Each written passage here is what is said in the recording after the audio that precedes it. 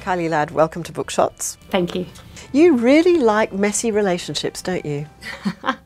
Well, they're the interesting ones, aren't they? Yes, look, I do. I'm endlessly fascinated by people. I'm a psychologist and I'm a novelist, so I think I'm a bit of a voyeur at heart in both those professions. And yes, I'm really interested in what brings people together and what keeps them together and what pushes them apart. And I think you're also interested, aren't you, in the stories that we tell ourselves internally to justify our feelings and our actions? Yes, that's very perceptive of you. Yes, I think I am. Yes, we've all got that dialogue running through our heads, haven't we? And we frame it for ourselves so we can live with it maybe, or so we can manage things. Tell us about the central character in Into My Arms. Who is she? Skye, she's in her mid-20s. She's an ex-competition gymnast who's now teaching gymnastics. She's also a mosaic artist. She's young and impetuous, hopefully likeable. You wrote an article a few years ago about being an egg donor. Yes. And egg donors are a feature of your new novel. They are, yes, yes. Or an egg donor, I should say, that's right. Features in Into My Arms. So what was it about that experience of being an egg donor that you wanted to write about? Look, I think I was just as surprised as anyone when I did find that that was what I was going to write about. I've had two other novels published before this one, and I've written 2 or 3 that will never see the light of day. And I was an egg donor first 20 years ago, so it's taken a long while for it to bubble to the surface. But I think what really sparked it was coming across an article in The Guardian, a British newspaper, that wasn't specifically about egg donors but talked about a syndrome that can occur in conjunction with that. Yeah, now this is the sort of crux of the new novel, and it's something I had never heard of before, and it's really fascinating. And it's called Genetic Sibling Attraction. It's actually genetic sexual attraction. Oh, is that what it is? Yes, GSA. Okay, yes, right. Because it doesn't just occur between siblings, it can occur between parent and child, for example. Yeah. So tell us about how this was identified and what the impact of it is. This headline jumped out at me that there'd been a scientific article published.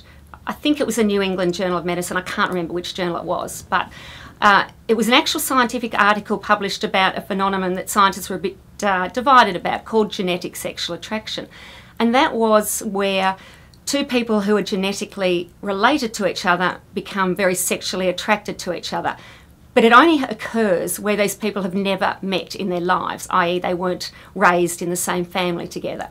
So it can occur between siblings that have been raised separately for various reasons, or it can occur even, as I said, there's been cases documented of mothers and sons and fathers and daughters, and at least one documented case of a grandmother and a grandson. Yes, being ridiculously sexually attracted to each other and beginning a romantic and sexual relationship. And the people in these articles, I mean, it was all in very dry scientific language when I tracked the original article down. But even that couldn't disguise that the people were talking about themselves as being overcome, as having something happen to them that was out of their control, as having been driven by a force greater than themselves. It is very real, and I think people tend to think we're going to be seeing more and more of it. Now, we talked before about the fact that you've been an egg donor and you've used that material in this book. And the other thing, of course, that comes from your own life is that you have an interest in refugees and you have been a volunteer in a centre that helps refugees. And the sort of secondary plot in Into My Arms is also about a refugee story. So how did that kind of come about? Look, I'll tell you, that came about, my husband and I, with our young son at the time, we lived in Edinburgh, as I said, and then we left Edinburgh to move with his work to Montreal for 2 years. And I was miserable as sin in Montreal. I loved Edinburgh, I missed it terribly.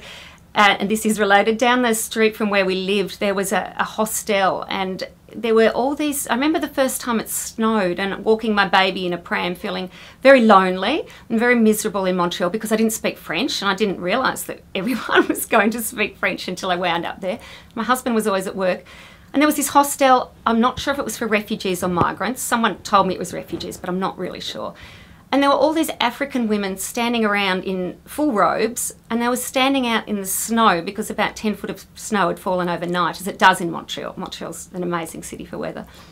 And they were standing in the snow and they were looking around them like they didn't know what had hit them. And some of them were crying.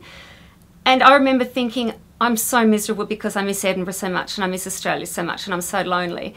But I very distinctly remember feeling, but one day I'm going to go home and these women are never going to go home. And they just looked so beautiful. Their dark black skin against the snow, but also so alien. And that feeling has stayed with me. My son was 2 and he's 13 now.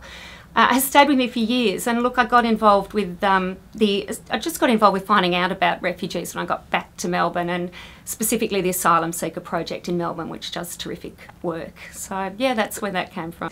In the end, Into My Arms is a love story, and you do write about romance and love. Oh, I'm a hopeless romantic. And I think we're the worst people, those of us who are hopeless romantics, but also very scientific, because we try to tell ourselves we don't care about all that, and of course we do, and then it makes it even worse in some ways. Well, it makes it even better on the page. Or even better, yeah, hopefully, good. Yeah.